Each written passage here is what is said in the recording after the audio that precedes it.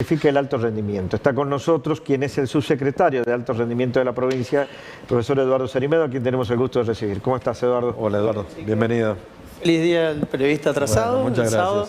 Un placer estar acá con ustedes. Bueno, contanos en este marco quiénes son los que nos visitan hoy. Bueno, tenemos el placer en el marco del Congreso, primer Congreso de Alto Rendimiento de la provincia de San Juan, el placer de tener a Emilio Mazzabeu y a Horacio Anselmi, dos eminencias del deporte argentino.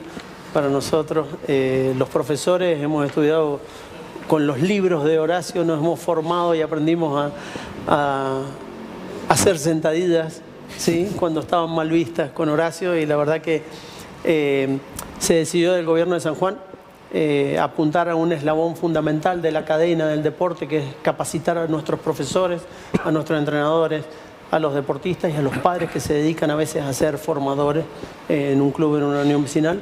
Entonces decidimos traerlos a ellos acá, porque es muy caro y muy costoso llevar a todos ir los a jóvenes capacitar, para allá. claro. Entonces decidimos hacer este congreso y apuntar a capacitar al eslabón principal, que es el ejecutor del deporte en la provincia.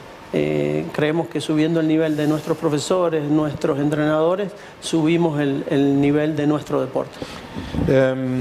Horacio, está muy difundido el deporte en sí mismo, en términos de lo que ahora se utiliza como entrenamientos individuales, y en la búsqueda de hacer el físico de las personas un poco mejor, no solamente saludable.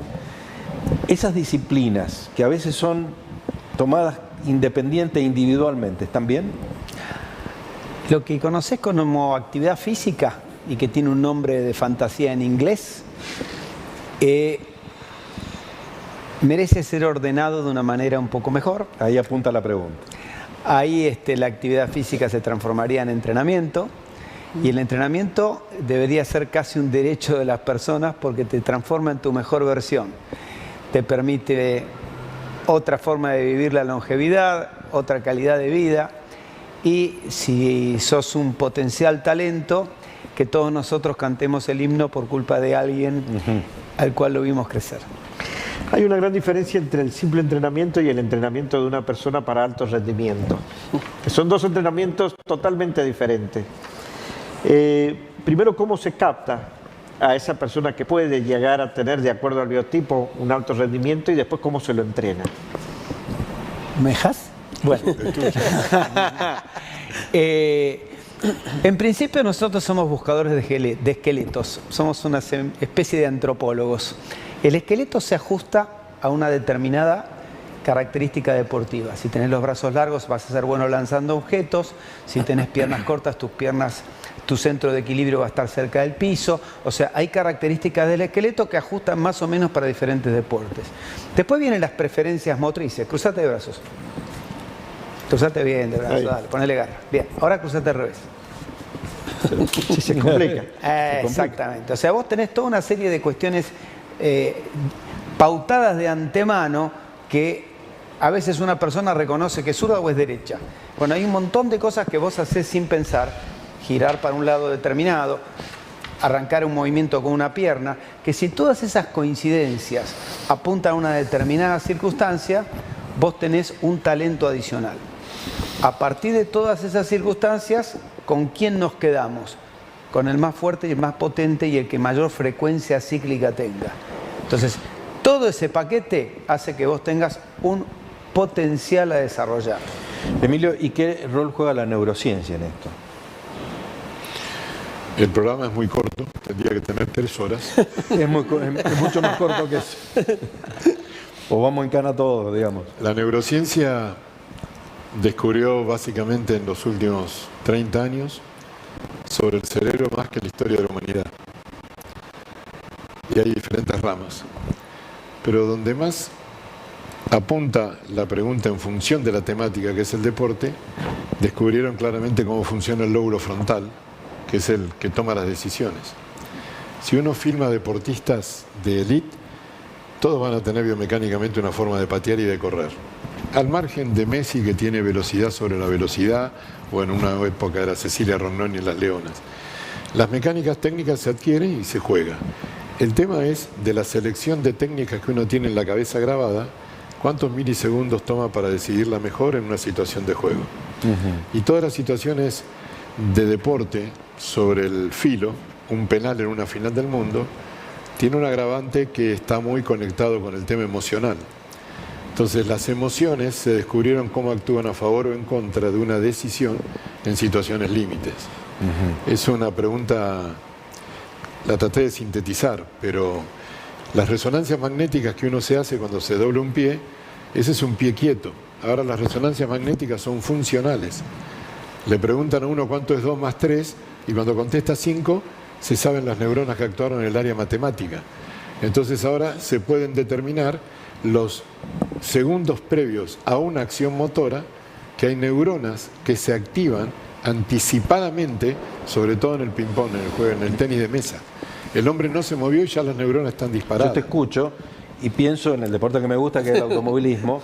Un piloto de Fórmula 1 que es un verdadero atleta de altísimo rendimiento, Totalmente. porque además está 55 minutos en la posición más incómoda que se pueda uno imaginar, está tremendamente incómodo en el auto, tiene que tomar decisiones en una milésima de segundo a 300 kilómetros por hora, combinado con la emoción de interpretar el lugar en la pista en la que está, las órdenes que le dan al equipo. ¿Todo eso se entrena? Lo tuvimos hace 15, 20 años al Lolle Reutemann, que se quejaba de los dolores del cuello en la fuerza centrífuga, ¿no? Sí, claro. Ahora el casco Cuando apareció el está efecto suelo, sí. Claro, entonces nos explicaba algunas cosas hace tiempo. Me imagino ahora lo que deben ser esas máquinas. Todo eso se entrena. El tema es cómo entrenarlo para que haya o no transferencia. A veces se ponen estímulos que no son adecuados. Un piloto de aviación entrena sobre una máquina que es tiene un nombre, simulador. El simulador. O sea, eso es muy parecido al avión. Los nenes de esta época aprenden a manejar más rápido que los nenes cuando éramos chicos nosotros, porque la mayoría de los juegos tiene cambio, curva. El tipo ya tiene una organización espacial de ese videojuego, que es un simulador. E indudablemente tiene que haber mucha especificidad de qué se entrena para que tenga transferencia a lo que cada uno hace. Ahora, Horacio, antes... Ahí tenés 2 simuladores en el Galvez, que entrenan con la misma persona que entrena a los pilotos, fue la que entrenó al binomio de vela que sacó la medalla de plata olímpica. Hay una distancia enorme entre el entrenamiento en un simulador de alto rendimiento respecto de uno de juguete, claramente.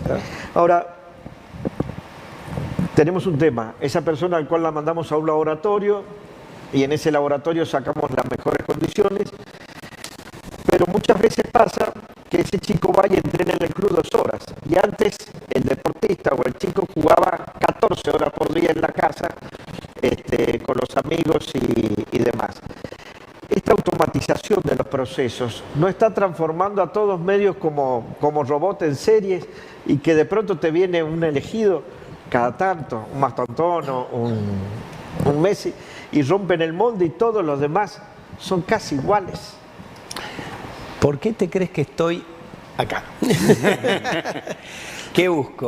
Al distinto. El distinto. ¿Y el distinto quién me lo va a dar? La montaña, las piedras, la forma de vivir, los costumbres. Fíjate, en los Juegos Olímpicos hace una investigación de dónde nacieron los medallistas. A ver si alguno nació en Nueva York, o alguno nació en Tokio, o alguno nació en Madrid. Son de pequeños pueblos generalmente cercanos a la montaña. Ahora, el biotipo argentino es más chico que el biotipo tal vez de un europeo, de una persona de raza negra. ¿Cómo se vence con eso? El biotipo argentino es lo más maravilloso de la humanidad. ¿Por qué? ¿Por qué? ¿Por qué? Porque vos tenés un eslavo que se crió en las orillas del Báltico, que en el año 100 lo invadieron los vikingos y mataron en su pueblo a todos los más débiles. Después vino Gengis Khan, después vinieron los ostrogodos, los visigodos, los romanos. Sobrevivió a todo eso, sobrevivió a 40 grados bajo cero en invierno y migró a la Argentina. Sobrevivió a la Argentina y el tipo, un especialista en la supervivencia, con un esqueleto y una masa muscular diseñados para sobrevivir a todo lo que pasó durante miles de años, se casó acá con una raza originaria criada a 40 y pico de grados, con una coordinación devenida en esos avatares de sobrevivir a temperaturas altísimas, el hijo del ruso y la india mataca es una picadora de carne que te hace ganar un mundial. No hay con qué darnos. Bien. Somos una mezcla hermosa de pasó lo con mi mejor antepasado? y de lo peor. Yo me pregunto lo mismo, ¿qué pasó con mi antepasado? ¿Qué pasó? ¿Qué- No eran de bravos. Vos tenés la fuerza de la mataca y la coordinación ¿Qué del error vikingo. Vos sabés que una vez me acuerdo, vino un entrenador de la selección argentina de natación. A mí me gusta mucho la natación y mi hijo practicaba. Y estaban- ¿El Tato o Roldán? ¿Cuál de los dos? No, era cordobés, que la hermana competía Ah, sí. en las Olimpiadas. Sí, La sí. hermana era hermana. Y llegó y dice, a ver, quiero ver los padres de este chico, de este y de este. Y digo, pero ¿y los chicos? No, los padres. Y en función de eso quedaron, ¿no? Y a veces los abuelos. Los abuelos y los bisabuelos. Claro. El entrenador. El mío pobre me miró a mí y me dice, viejo, me Y hoy defraudaste. por hoy que nos preocupa a nosotros es dónde estuvo su familia estacionada 500 o 600 años, porque toda una serie de características enzimáticas van a depender de dónde su familia ancestralmente estuvo en mejor Ahora, ¿y situación. qué pasa si a ese chico, con todas esas condiciones, no lo alimentamos bien los primeros 2 años? Chao. Teoría epigenética. Los genes siempre marcaron que el programa del hombre estaba determinado genotípicamente. Y después se dieron cuenta que mellizos, gemelos idénticos, separados tempranamente, tenían 2 formas distintas de cerebro en función de lo que habían vivido. Entonces, dentro de las teorías del desarrollo, hoy se habla de que la interacción con el medio tiene un esfuerzo muy significativo y superior a lo genético. O sea, ese chico con más historia que la que contó Horacio, no está bien alimentado, ese potencial de los genes no se transforman en un potencial de habilidad. ¿Este congreso dónde? ¿Cuándo? Antes te sumo, después están los padres, que sepan elegir el deporte de los hijos. Me pasa, lo llevo Nos a mi pasa hijo todo, a gimnasia deportiva, veía una chiquita con unos 75 aproximadamente, 12 añitos, haciendo gimnasia deportiva. Entonces le digo al profe, me la llevo ya para vóley, desde ya. Entonces, enseñarle a los padres a qué deporte su hijo tiene más condiciones. Esto se va a desarrollar, se está desarrollando hoy, ya estamos llegando un poquito tarde a la charla, pero valía la pena, en el centro de convenciones, hoy y mañana en el Aldo Cantoni vamos a tener 2 sedes. En el Aldo Cantoni vamos a hacer prácticas con los evaluadores del ENAR que también llegan hoy para hacer mañana. Horacio también va a hacer unas prácticas y Emilio va a dar una charla sobre patologías relacionadas con TEA, Asperger, TDAH, TDA, que también es una de sus especialidades y queríamos aprovecharlo, va a ser en el Eloy Camus. Bueno, Vamos a muy tener bien. doble escenario. Les agradecemos que hayan aceptado la invitación, realmente muy interesante, nos quedaríamos un rato largo, pero ustedes saben cómo es la cosa. Muchas gracias. A ustedes. gracias. Gracias a ustedes, chicos. Venimos luego de la pausa.